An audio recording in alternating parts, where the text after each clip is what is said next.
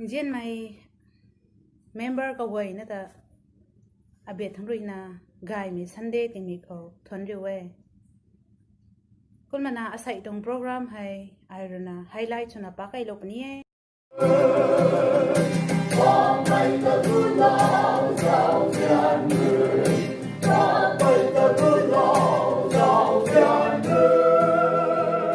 Sudama makai ragwang na di thai tung so mai hay kam na so de ke ragwang na Aniu hang tilaw mi tung ability ni wa sin su thai ka ge nai hai mi ke to Aniu wa khaning ting ti da wai ragwang na You are great. We sing for joy before you. We shout aloud, extol you. Before your throne, we bring you praise. Proverbs chapter 29, verse 25. Man sai ta ping mai hai kabiu nu me tuang de tiki ring pao khau lum mai hai thu yuga khang ma king.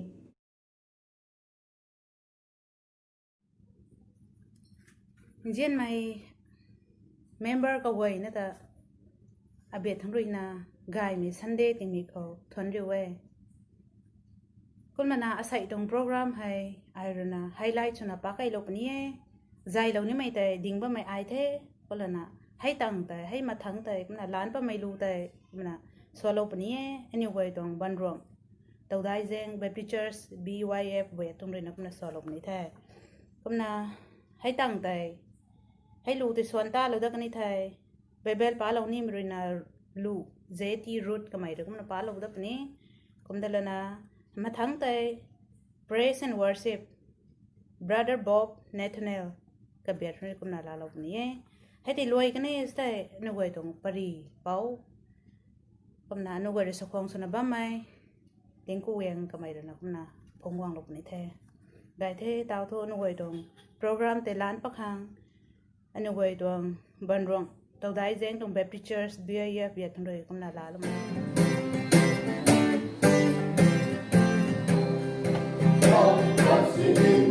Hãy subscribe cho kênh Ghiền Mì Gõ để không bỏ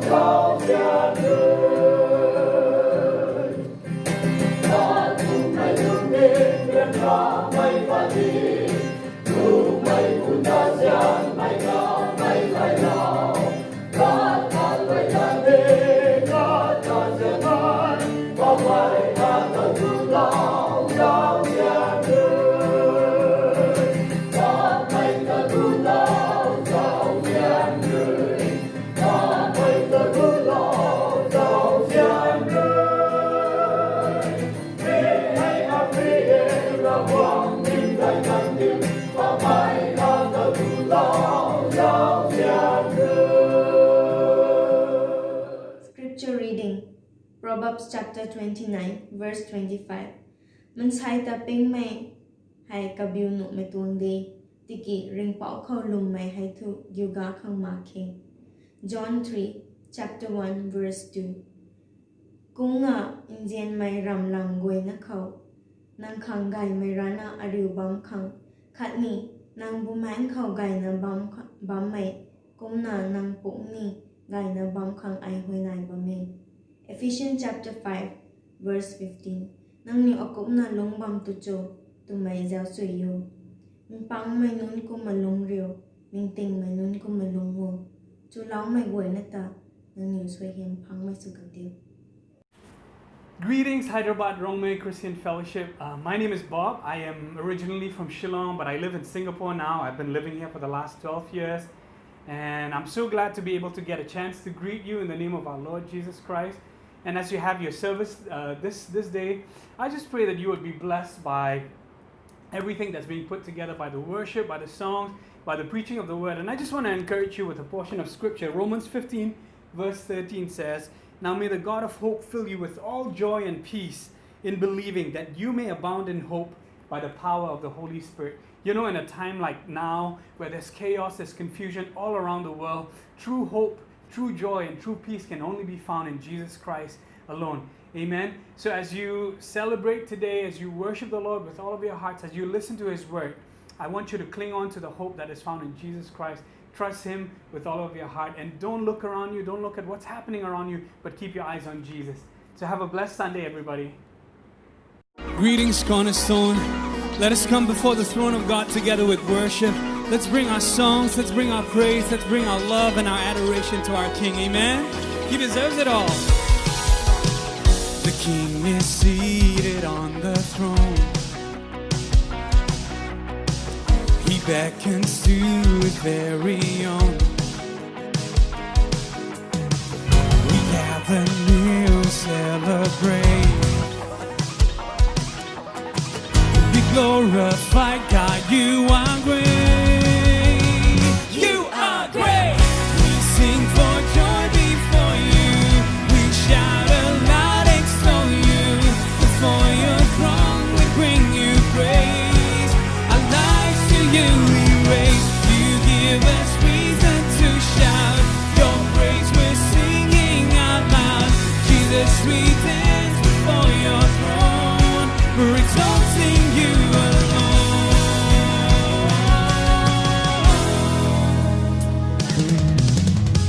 Without raised hands to you we sing.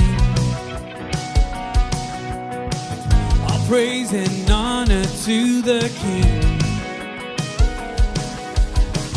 Before you now stand in faith.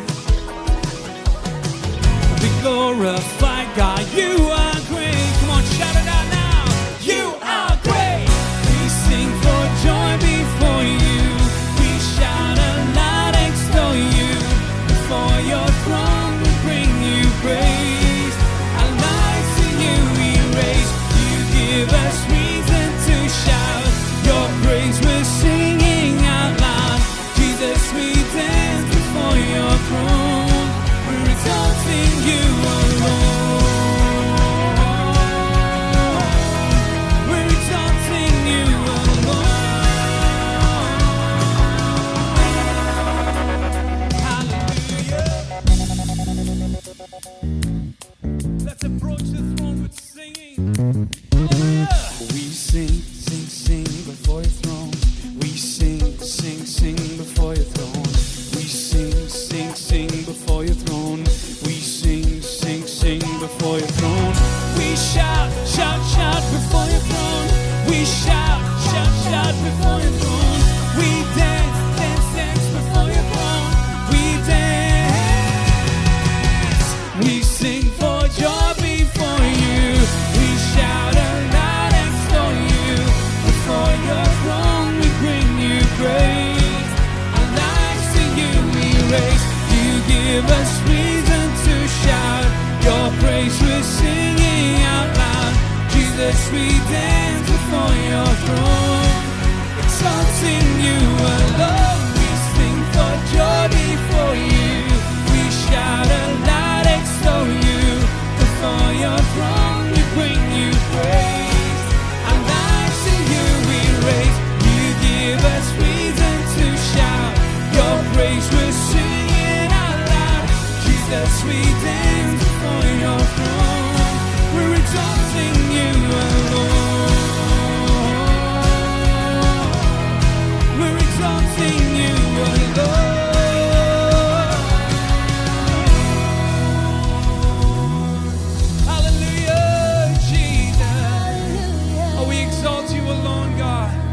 give you the praise, we give you all the honor, Lord. Right, tap tam mikha ani ta tamlam me pu rawang na daina tun kuwe sai hini katun zauzim pan kurina anil kum na lockdowns na bampon sini kum na kabam bye bye na bampon sini rawang do like ang king dan samkhang kamay rin nu law na kum na mitong online service ay gay na kum na kamay sang lalo mi khang ta matun ko may daw dong eh king law tan ta na ba may kani subscribe sa law na ba may HRCF tong members na ramana ba minun guay ni zao na soyam la tao na ba minun guay tini matun ko kaloi dan ang ni tini matun ko da mi dong thai mo sai ha tong pri ra tha ma kho mai ga in ta matun ko lo ni ka dai so na sai mi tong service sai ti na mapung pa lo khang kom na kadam dan sam no ba mai lu rejoice ka mai tini matun ko ka tan tin ni na kama zimbang thang wong da le na la thon ta zai le na kuma tan tin na ba mi gan khao nang leaders lo ni thai tu te na nu lo na sai hai kuma kuma rejai su ina zai lo kuma kham ta lu rejoice ka mai te ne kuma dai na thon ku mi dong thai kum na bible la chiam gai mai pa chi na pa la kuma jt root kuma hai sa go ngi tai tang khu mi dai kuma khon sini ani ro mi dong la ta pa chi na pa lo le na kumaคนกายไม่คันนี้กระว่าได้ไม่ตระหนักมาป้าชีนะป้าก็เราก็ไม่ห้องตามา JT Root แต่นี่ก็มาชวนกูไม่ตรงไทยผมเนี่ยนะอันนี้ตรง HRCF เขาก็บังใบนะ organize สุดท้ายให้กรุงไทยลุส่วนไม่คันนี้ตาให้ก็มา activities อาสุกให้กรุงไทยก็มาหนูที่ทำให้ตรง service ใส่ที่นำมาปงพาเราคังอันนี้ตรง HRCF ตัว ministry ตรงข้าวเราตัวตัวน่ะบนรวมตัวได้จังตรง BYF หรือนะก็มาลูกไอ้นะโซลาไมกันนี่เห็นตันตินนะก็มาใส่ดาวกักกูให้มีตรงโคโรนาไวรัสเลยนะก็มาหวงครีมของกงสินะบ้านมีตรงกันเขากันนี่มีตรงเซอร์วิสของเราตัวตั้งไอ้เป็นตาลนิไทยแต่ทุ่งนาไอ้นะก็มาตาปลาลนะก็มากันนี่ให้ก็มา organize สุดที่โซลานะมีตรงเซอร์วิสไอ้ที่นั่นส่วนสุดที่โซลาบ้านมีขันตาBYF บนรวมแต่ได้จัง Baptist Churchก็มันนั่งอยู่เว้ยแต่นี่มาทวนกูไม่ได้ไม่ต้องใช้อันนี้เราเนี่ยตัวเราคัดสติเราถ้าเขามาใครก็มาบอกสินี่ดำเราไม่ไกลเป้าเราวงเลยนะนั่งอยู่ตรง church กันนี่นั่งอยู่ตรงฟ่วงไผ่ก็มา progressive ไงเลยนะเราของเราสวยเยี่ยมประดิษฐ์มีตรงฟ่วงเล่งส่วนกันนี่ข้างเราของเราสวยเยี่ยมเราประดิษฐ์เท่าแต่มีตรงรายการแต่นะมาสาลนะตาในไทยก็นั่นนี่เขากระดาษดิ่งอันนี้ตรง church ตรงรอนรีเราเราทำ online service มาตานบะไม่แต่นะก็มาตรง friend circle ก็มาสาวแต่นะใส่สิงคโปร์ทำบะไม่ก็มาบอฟนัทเนลแต่นะก็มาก็ไม่ให้กระดิ่งดูคาชิมีเอชิลองก็บะไม่ได้ก็มาก็สิ่งนี้ก็ตรง ministry ให้ก็มาตามไปสิงคโปร์ให้กันเลยนะ praise and worship ตรง team leader ให้ก็มาสะดวกไหมก็มาก็ตรง church นะ corner church community cornerstone community church CCC ตัวนั้นสัตย์ cornerstone community church นะก็มาไปนะครับนะinternational level เขาก็มาchurch run ช่วงตรงนี้ไอ้ก็มาคนสิ่งนี้ก็มาอันนี้ไว้เดี๋ยวก็มาช่วงเราไม่ใช่นะก็มาใส่ praise and worship ก็เนี่ยรู้ส่วนจุยนะโซเราก็มีนุ่งไว้แต่นี่ก็มาpersonally ก็เนี่ยเดี๋ยวก็มาทวนกูเราได้ตั้งทวนกูเราได้ปนี้ก็ไม่ชอบกันมาเนี่ยวันนี้ก็มามีที่ introduction เนี่ยมาที่เราไม่ตรงไหนมากันเนี่ยเว็บไซต์ก็นี่วัวที่ไทยก็มาไปนะเขาปนี้มากันเนี่ยไว้ active ส่วนนะอันนี้ตรง church ส่วนนี้ก็มาลุกเลยนะโซเราไม่ครับโซเราไม่ครับแต่มา buff nationalคันนี้ก็ตรง church cornerstone community church นี่ก็มานี่ตรง HRC on the behalf กันนะมาทวนกูเราไม่ตรงไทย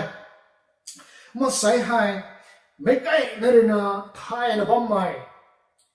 รับเปลี่ยนโควิดตรงสอบไม่ COVID-19 ตรงสอบไม่ตรงรับเปลี่ยนตรงลำกูให้กูมาใส่ราชาคนเดียวโควิดรับเปลี่ยนเลยอันนี้เท่านี่อันนี้ตรง response akuก็ต้องตรงนี้ตรงลำก็แต่ก็มาใส่ไม่ได้นะไทยนะบ้างตรงนี้ก็ไม่ชอบแต่ก็มาทีนิ่งเต้าเราได้ไม่สุดใส่ให้ก็มาเรานี่ไทยไม่ได้นะไทยนะบ้างตรงไทยมีโควิดตรงสอบไม่ให้แต่ไม่ชอบตรงไม่ได้นะไทยนะบ้างตรงไทยไม่ได้นะไทยทั้งก็มาไม่ให้กระชินกระโดดนะมา face นะบ้างไม่ตรงไทยก็ไม่ชอบตรงมีตรงไรนะ COVID-19 หายไปนะมันใส่เลย confusion นี่บ้างไม่เท่าไรก็ไม่ตรงไรนะหายปะไรก็ไม่ให้ epidemic ไทย epidemic จุดนี้เท่ากับว่าขัดนะเขา community ขัดเขาก็มัน population ขัดเขาก็มาสายไกลนะสายไปมีตรงไหนนะแต่มาไชน่าเขาปลอกกันได้ก็มามีกันแต่ epidemic ไทยไม่ให้มาไชน่าตรงไกลหลวงก็จะมาสายลีกประเทศก็มันแซงก็มีตรงไหนนะให้อิตาลีก็ประเทศอเมริกาต่างประเทศแซงก็ประเทศกันเขาดาวให้ research มีนู่นด้วยนะมี epidemic ในรำไห้ pandemic ที่ไทย pandemic จะมาได้ไกสิกนำก็จะ spread ไปกันไทยก็ปั๊มไกสิกอัตรากันไทยก็มีให้สาวงแต่ whole world กันดีเว้ยแล้วก็ zlik มีตรงไหนนะไทยก็มีให้กันดีเขาปัดจัดจะนั่งมีตรงก็มาใส่ล้วนเนี่ยก็มาปาเราได้มีตรงไทยให้ก็มามีตรงไหนนะให้ research นู่นเว้ยนะก็ไทยรวมกันเขา epidemic นะเราไม่เคย pandemic นะเราไม่เคยกันเนี่ยก็ไทยไปต้องเคย endemic ที่ไทยถึงสั่ง endemic ถึงสอบมีเท่ามีตรงไหนนะให้นายผมก็ดีที่ไทยมีตรงไหนนะแหละอันนี้หลงสำคัญที่ไทยอุปายมาให้ถึง endemic ถึงพวกเราไทยกุมมันจะมีต่างใส่กุมล้วนไม่สุดนะมีตรงไหนนะให้กระจายพวกเราได้มีตัว pandemic ถึงใส่ pandemic ถึงสอบมีตัวมีให้เขาริงเขาหน้าเขาไปมีตรงไหนนะเราไม่มีมันใส่บันเสียมได้มันใส่เรื่องกระเสียบเวลาได้มันใส่เรื่อง plans มีตรงไหนนะได้ก็มีใส่ pandemic ได้ถึงนะมีให้เขาเรียนกันได้เราก็ได้ May ตริกได้2020ของเขาเราก็ได้ pandemic ถึงมีให้ก็ไม่ได้ละ18 August 2020ก็ถึงเขาเราก็ได้ก็ไม่สักมีให้ตัวอะไรไม่ได้มีให้ตัวก็มาอะไรมีเป่าได้ตัวไม่ได้ก็มามีตัวริมกันแล้วก็ไม่สักมันใส่ว่า confused แต่ก็มาการสารนะตัวมีให้ plans มีตรงได้ตัวไม่ก็มาลุกเลยนะก็ขี้แล้วแต่ว่าไม่ได้นะก็ยังก็นั่นมีตรงไหนนะให้ confused ต่างไทยคุณอันนี้ควบคุมได้บอกกันก็มีตรงไหนนะกวงไรให้มีตรงไหนนะให้มันใส่ปิงกรินนะบ้างก็ปาร์ตี้อาคารนะ business ก็สุดนะก็ได้มีตรงไหนนะฮะคุณบอกกันเขา mask Drone mo kanong kada mas zone ha web kan ko mas kada tulo le na ti zebri lo le na masai kan khatong sian lu chu te mobile la ta the mi dong business ka hot ran the zang wona ka hospital ka mi dong business ta lo tang the kom na gang khat nim ko ki rap mi pu nim ko na ka tong ki la ta ka tong kidney ka ki ti la ta le na ko ma zone na ko ma pandemic ko ma coronavirus ko thai pui pu nang wona ti na re ta dang ma ta mi dong he ni ko ma video clip ko maเรียนมาได้ไอ้ตัวน่ะโควิดนิมตาหัวใจคอมมิชชั่นนายตัวน่ะก็มาคิวรักมันไม่ได้สนอะไรนะป่ะคนเราวงเงินนะไม่ตรงไรนะก็ต้องปูคัดจะตีได้มันโควิดไทยตัวน่ะตีนซีเรานั้นไทยพักสันตีนซีเราไทยตัวคอมมิชชั่นตัวไทยตัวไม่ตรงนี่ปาดบอมไทยตัวน่ะกัดจิ้นก็รอเลยนะไม่ตรงให้ก็มาไปนะคอนฟิวส์ทำไมนี่ส้มจีไม่ได้ไม่ไทยทำไมกันแสบนะกวดตัวไม่ได้ไทยกันแสบปิงกริมไม่ได้ไทยให้ก็ไม่ตรงไรนะให้ดาวนี่หวยผมว่าลุงอริวนะบ้างตรงไทยใกล้คนเลยใกล้คนอริวดังนั้นมันบ้างไม่ไปนั่นนะก็ยังให้ก็มันไปนะครับเราก็มาอันนี้หวยผมมัน confused แต่บ้างไม่กันเขาอันนี้เราลุมมินุนคริสเตียนไทยลานมินุนอันนี้ต้องเท่าทุกคนเขาต่อตัวไม่ได้ก็มาใส่เราจะไงโคโรนาเราเปลี่ยนเลยอันนี้ต้องเท่าตัวไม่ต้องลำก็ต้องมารับให้ก็มันอันนี้เขาถ่ายไม่ตัวไม่ขัดเลยนะไม่ตรงไรนะให้ปัดบำเทมันใส่เลยนะทิ้งเรื่องมันเคยถึงตั้งเดียวถ่ายไทยไม่ตรงไรนะให้ปัดบำเทปูรังหรือนะตาวกระเสียงไรทั้งนั้นมันเคยให้ก็เลยไม่ตรงไรนะให้ปัดไอ้ขี้นะมันไม่ถึงตั้งเดียวถ่ายไทยก็ไม่ต้องอันนี้ก็ไม่ต้องเทียบสนะลุงไปแล้วก็ต่ออันนี้ให้ปิ้งก็ต้องนะบางครั้งถ่ายไบเบิลภาษาอะไรสุริจำวงปนี่น้องนิวก็ซ้ำก็จะก็ปนี่น้องนิวลุงไก่เรื่องตัวไทยก็ลุงไก่ก็ต้องลุงมาใครเอาก็มาเทียบสนะลุงก็ต่อไบเบิลเขาก็เว้ยนะก็ไบเบิลก็ answer หน่อยไทยไบเบิลละท่านเว้ยก็ไบเบิลขมุนดาวของนายไงก็มันแสดงตรงนี้ตรงโคโรนาตรงลำก็อากาศไทยก็บอกก็ไบเบิลเขาอันนี้ตัวสุกโตตัวไม่ตากลำกระทุ่มก็มาตีละเว้ยมีตรงลำกระทุ่มนักการใส่ไปก็มาเราเจ้านี่ไทยนั่น number one เขาอันนี้ตรงเท้าไว้ตัวไปหังอันนี้ตัวไปกลุ่มก็โตกับไบเบิลก็ไทยก็บอกก็ spiritual awareness ให้นี่ไว้นายก็ไว้นายไทยตัวไม่ก็ไทยไปเลยspiritual awareness ใส่ก็มันก็ไทยก่อนมีถ้าคุณจะไปบอกกันก็อันนี้เว้ยเราของเขางังเราไทยของก็เรียนไทยอันนี้เว้ยเราของเขางังเราไทยของเรียนไทย Proverbs chapter 29 to verse 25 scripture reader ไปดูป้าปลอกกันเนี่ย Proverbs 29 to 25 letกูเด่นชื่อสกิลตวงชื่อปงูก็ไม่คิดเอาไว้ มันใส่ตาปิงไม่ให้กับบิวหนูไม่ตรงเดติกิริงเป่าเข้าลุมเล่าไม่ให้ทูกิวกาข้างมาเกริงเป่าเข้าลุมเล่าไม่แต่ทอกิวกาข้างมาเกริงเป่าของงังเราไทยข้างไบเบิลนั้นซ้ำเราไว้ก็มันอันนี้เอาไว้ให้เราหวงเขาได้รับมันมีตรงไรนะก็จะโดนแล้วก็ไปมาใครก็ไม่แซงก็เราหวงก็ดุเราของอดีตไทยแต่มันจะเนี่ยว่ามันก็ไทยไปไรก็ไม่จะมีตรงไรนะให้ก็ไม่ต้องเทียบสุนัขนี่ว่า spiritual awareness สาวไม่ก็ไม่ต้องเทียบสุนัขนี่ว่านายเขาตอบกลางก็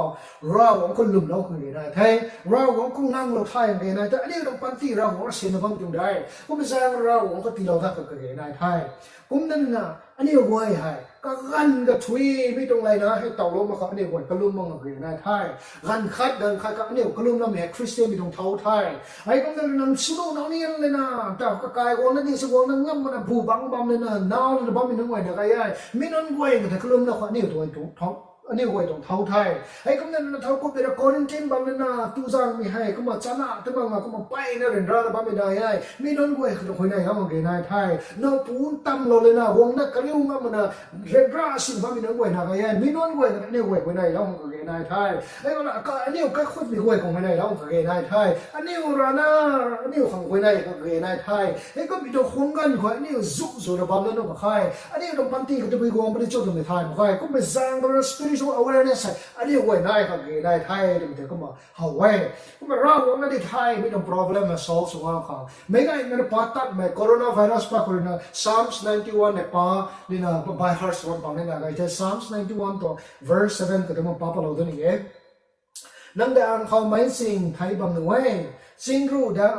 นังดังไทยบำหนุ่ยที่กินนังตะตีกับบิวละไงเราต้อง promise เลย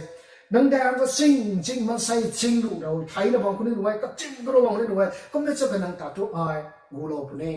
เท่าตาเจ้าไปกันก็ verse 1นั้นเจ้ามันไม่ได้ไม่ต้องไม่ verse 1ท่านเนี่ยปากกันไป Psalms 91ปากกัน verse 1ครับPsalms 91ตรง verse 1ของซ้ำตัวริงเป๋าก็ดุบเราไทยเหมือนกันนี่ริงเป๋าก็ดุบเราไทยเหมือนกันไอ้ป้าเราเท่าปุ่นนี่ริงเป๋าเขาดุบเราไหมนี่เท่าปุ่นนี่เราหวังก็ริงเป๋าเขาดุบเราไทยไหมเราหวังก็นั่งเราไทยมันก็ไม่จะต้องการหลบนี่จะเป็นอะไรอันนี้ริงเป๋าก็ดุบเราไทยมันก็จะท่ออันนี้ไว้ถึงการหลบแต่ไม่ต้อง verse อันนี้คนละอะไรแต่ก็ริงเป๋าก็ดุบเราไทยจะต้องอันนี้คนไทยก็ไม่แซงคนนะอันนี้ว่า number one responsibility ให้อันนี้ตรงรำลุมให้เราหวงคงนั่งเราคงเรียนได้ก็เป็นเราหวงนั่งเราอะไรนะกูเราที่รวยที่อะไรนะเรื่องที่รวยที่ตัวมาใครคริสเตียนไม่เท่าตัวอันนี้คัดเรียนร้านมันมีนั่งไว้แต่อันนี้ว่าหัวหน้าตั้งหัวหน้าบ้างเรียนได้ไทยมีอันนี้ตัว responsibility number one ไทยจะไม่ได้ก็มาเข้าไปเลยผมนั่นเลยนะ number two จะเรียนแต่วิบอกไปการเขาintellectual awareness ไม่ให้ Ephesians chapter 5 from verse 15 ก็ต้องปรับเราเนี่ย Ephesians chapter 5 from verse 15นั่งนี่ว่ากุมนั้นลุงบังตุโซจะไม่เจ้าสุโยปังไม่นุนกุมนั้นลุงเรียวนิ่งติงไม่นุนกุมมันลุงงอปังไม่นุนกุมมันลุงเรียวนิ่งติงไม่นุนกุมมันลุงงอไม่ให้ number one spiritual awareness number two intellectual awareness ปังไม่ก็มาเนี่ยลงเร็วแต่ก็นิ่งติงไม่ต้องล้วนลงท้ายอ่ะงวยอันนี้เราหวังกงงเราคนไหนไทยไม่ต้อง problem ให้ solve ส่วนเราหวังนั่นที่ไทยนี่ตาเอาทั้งมันใส่ผู้แรงเราสุดท้ายมาใครเราหวังนั่นที่ไทยจะเป็นสุดไม่ให้ก็ไม่ solve เด็กเราหวังเรื่องอันนี้หังตีเราไม่ต้อง ability นี่เรียกว่าสิ่งสุดท้ายก็เกินไงมีก็ต้องอันนี้ว่าคันนิ่งติงที่เราไว้เราหวังเรื่องมีก็ต้องไม่ต้องนิ่งติงอันนี้สิ่งสุดมันนะปังมีก็มันเนี่ยตอนนั้นไงคริสเตียนไม่ต้องไว้ไม่ต้อง channel กินนะบ้างไม่ต้องไว้ไม่ได้แล้วมีเหตุการณ์ตาเราผัวเราเอาของเราทั้งเลยที่ตอนนี้ก็จะต่างๆกันสุขๆนั่นไง Bible นั้นซ้ำเราต้องอันนี้ต้องนิ่งติงกับสิ่งสุดว่าเราหวังว่าที่เราไม่ต้องนิ่งติง exercise ว่าต้องใช้ก็ไม่ใช่เรื่องเว้นปังไม่ก็มาตายเขาก็ไม่สุขนิ่งติงไม่ต้องรวยเลยตาเรารัชตัดไปนี่คริสเตียนไม่ได้รับนะรัชตัดไม่ต้องเว้นปังไม่ต้องเว้นนั่นอะไรใส่ล้วนนะก็มัน newspaper ปัตตาเว้ Jagannath Temple ตรงเผาไม่ฮินดูไม่ต้องเว้นตรงรักษาแต่ไม่เห็นอุริศาเขา Puri tena sabah mi tong bam kata mi hinai tong te ai ta tang lo te Jagannath temple ha kono mi ko ta sai lo na ko mi ko ta tan su no bam mai khani wa kulum ka ga man sai wa ka duai ga lang ta man sai gan phat badai hai positive su thai tin su wai man sai gan phat badai hai positive su wai tin su thai kom da na ani me ga in ta ha na ma dong thai Delhi ko Tablighi Jamaat tina Muslim in Angway, wong katuay kami ito. Mi ko tayo na gay masay ko, spreads pa lang na. Mi ko tayo TV ko, hot debates na, mi tong lam ko tayo, maragay na nung tayo. Mi tinimigay na tayo lang tayo. Hindu in Angway, Jagannath temple ko, pat kami tayo niyo tayo. Ayun na Muslim in Angway, Tablighi Jamaat ko tayo, pat kami tayo tayo. Hay kung na Christian in Angway, kung nabaw plan ko, US ka, kung na ta South Korea ka ni we Hawaii rakai ta bisa ka nan no tangam den kuma pai na ka ma lai na hai gai pang mit thai hai ni pang mai sak ta mai shu de kho ning ting mi tong lo ka ta thai kan sam lo wa ani wa kan sam lo wa mi to be han sa ka Bible hi lo to rai nang ni Romans chapter 13 verse 1 and 2 nang ni government disin pau nun khani ngam dai mi nang wai tong da dan piwa government tong da dan piwa kala mo ta mi hera o ni tilaw to ngai tong sai ma government ro ni ko no mi kam mi hai cheksen da bang khang ka government rules ka profilio to parai mi ka ta ni ko pio ma ga tha ani ko pang mi ta thai government na sai ra kai the ni ka modi tong government na mi tong ra kai thing ma nom ke kani mi to policy di ka ani nam phu ra kai pu ta ne ko ra su kan hai mi hai kuma suai kuma so kan je no lai mi ta ni ning la lo kho ani u khang gai no khar government ha thing mam ne ani u Christianity na ma thing mam mai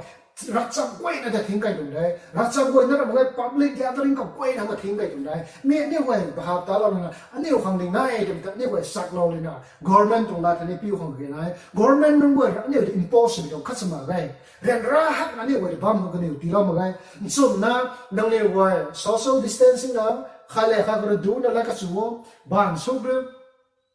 mas run tam ta no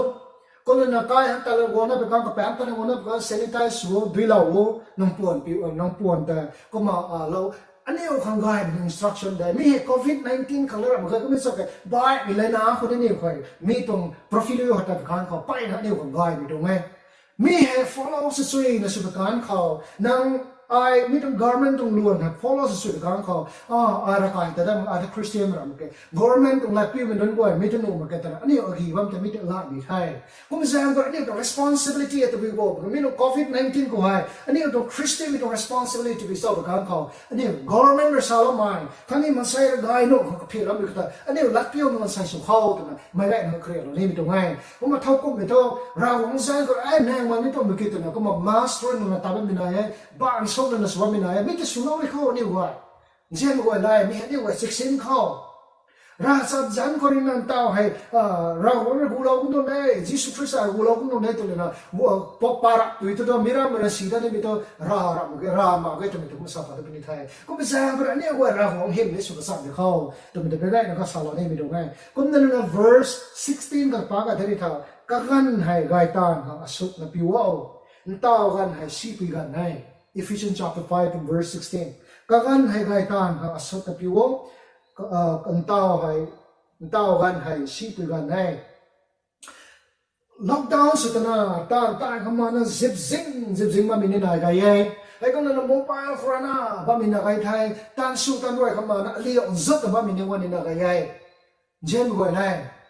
anio kadau sa me phom me ga gai ta no to sa me no khongan hai tao hai ni pri ra me nun goi hai privilege hai mi tong opportunity la na ai thorai to Hyderabad ko na tong pri man sai goi king ma ko na ko me sa ta YouTube ko tipo online service ba ga ko man sai dong goi tong pri king tao ko ni thai ti te lunga ai le ga za la na ko na kalum me le ga za la mi tong message ma ti pa ba mi dong ngai mi da ni wen king ma mi nun goi hang ka dau sa me ni thai ara kai ta ta pastor ng hatong na ai king wa dong sai to pastor ng hatong ning king lo thai R&B to ning king lo thai tao hai New Hope Ministry แกตัวนั้นกินเราไทยบายบายไม่ต้องวัวนั่นกินนะไม่ให้กระดาษซ้ำไม่ถึงไทยตันมาอันนี้ไว้กระดาษซ้ำไม่ถึงลาเลยนะเราของตรงต่างแต่เด็กวัยกายไม่ตรงต่างสุดแต่คนเขามีให้เด็กตรงคงกันสมานเขาก็นั่นใกล้คนเขานี่มันเสียลงสุดมานะเท่ากูไม่ดูก็มากระแปงกันจังตอนนั้นใกล้คนเขาวงอริวจุริไม่ได้อะไรยัยก็มาใส่กุมล็อกดาวน์ใส่ล้วนให้มันล็อกดาวน์สุดมันกว่าอันนี้วัยใกล้คนกัน relationship abuse นะบางมันเกินยัยเดี๋ยวไปใกล้ก็มาติดไทยก็ไม่ตรงไทย number one spiritual awareness อันนี้วัยเราของคงเราไทยไหมขั้นแรกขั้นกลุ่มเราไทยไหมมีให้นี่ต้องเท่า number one ไทย number two อันนี้ผมปังไม่ก็มาลุ้นเขานิ่งติ้งไม่ต้องลุ้นกับตาเขา government เรื่องนู้นไม่ต้องข้างอันนี้คนก็ให้ของสภาพแต่ละพิวซุยละอันนี้เว้ย government ต้องละพิวซุยนะพิวเลยนะอันนี้คนนั้นมันก็มีรำไม่ได้ดิสตอร์ชั่นมันจะมีให้ก็อันนี้เว้ยไม่ต้อง profilio สินสุเขา number three ให้ตัวบอกตัวกันเขา John chapter third John 1 ตรง2ก็ตา third John verse 2ก็ตาก็มาฮิโลเว้ยกุ้งน่ะเจียนใหม่รับนำกวยนะเขานั่งขังไกไม่รานะริวบัมขังขันนี้นั่งบุมังเขาไกนะบัมไม่กุ้งน่ะนั่งปุ่มนี้ไกนะบัมขังไอ้คนไหนบัมไม่ Apostle John หรือสามีให้นั่งตรงบุมังเขาไกนะบัมไม่คุ้มว่านั่งปุ่มนี้ไกนะบัมขังไอ้คนไหนบัมไม่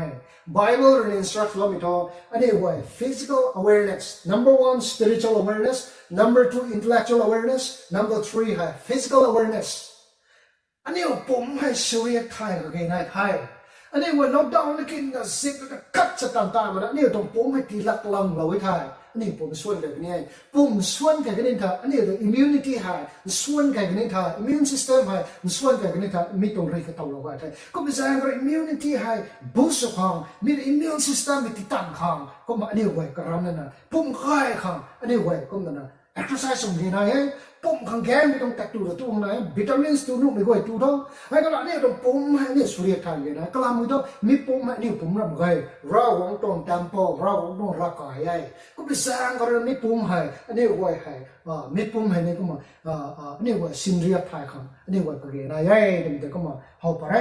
ผมไปสร้างก็เรื่องมีตรงโคโรนาไวรัสก็ให้ที่เรื่องอะไรบ้างอันนี้ไว้ลงไงข้างมาไงก็ลามือตัวเราหวังห้องงานเราดิ้ว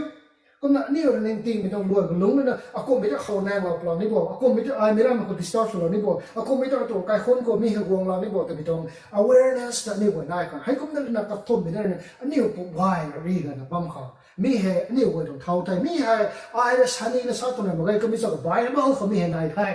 มีเหตุ Bible instruction ไทยก็ไม่ใช่อันก็ Bible instruction เนี่ยอันนี้ว่าที่ตี instruction เราบ้างไหมอันนี้ว่าไม่ต้องให้มาพิวสุดนะพิวเข้าแต่ไม่ใกล้เขาก็มาเครียดอันนี้ไม่ต้องไทยสายหายไม่ต้อง COVID-19 หายก็มาอันเต้ามันไม่ต้องเขาไอ้นักไทยไปไม่หายอันนี้กันดีเขาสุนัขไม่ต้องโคโรนาไวรัสเนี่ยเราไม่หายกรอกระทุ่มลาบรีได้กับปงูลิซิงสุนสนายภายในนะRestore Mapatai 3 crores 45 lakhs 25,264 crore กระทุ่มผู้ให้เต่าเลยรวมเทมีตรงไรนะคนไทยก็มาใช้เงินหลวงเขากันดีเขาก็มาปั๊บฮีปล้อมไม่หาย10 lakhs 28,488 ลาบรูลิสินสิดัตสัตพระพุทธนริกษัตริย์ดัตสัตไทยตังไทยลารูมดูไทยตังไทยไม่ตรงไรนะครับเจนไว้เลยไม่ตรงไรนะให้นี่คือวงเราปลาไก่แต่นิ่งเรียววงมันคนนี้หน่วยวงมันคนนี้หน่วยที่คืออันนี้อยู่ในตัวนี้มันนี่เป็น responsibility ให้เราวงของงานเราค่ะ government ตรงไรพิวสุยค่ะอันนี้อยู่ในนี้ตรงผู้ไม่สิ่งเรียบไทยค่ะมีเหตุ Bible นั่นซ้ำเราไม่ตรงไทยก็มีสายการ Bible ตรงนั้นให้พิวสุยนะพิวเขาอันนี้ว่าเฮ้ยวงกริวได้เลยนะก็มาขลังขัดตาก็มากลุ่มซ้ำเลยนะขลังขัดตาริวได้ไหมกันนายวงพอดีได้ก็มีสักเต้าลงมาตอนนี้ว่ามีเฮ้อันนี้ว่าลัดพิวมา Bible ลัดพิวมาสุดอันนี้ว่าก็มาลงเลยนะก็มานิ่งติ้งไม่ต้องรวยลงในบางเข้าตรงนั้นไม่ใกล้นะก็มาเกลียดอันนี้ไม่ต้องไทยเราวงต้องบางสร้างเลยนะนั่งนี่ว่าจะใจก็ด้วยวงเลยนะก็ต้องสุการบางก็รอเลยนะนั่งนี่เดี๋ยวกูเราตัดแต่ไม่สุกันดีว่ากิ้งเราไม่ไหวเขาเราก็ต้องเสียงที่เราคนดีว่าเอเมน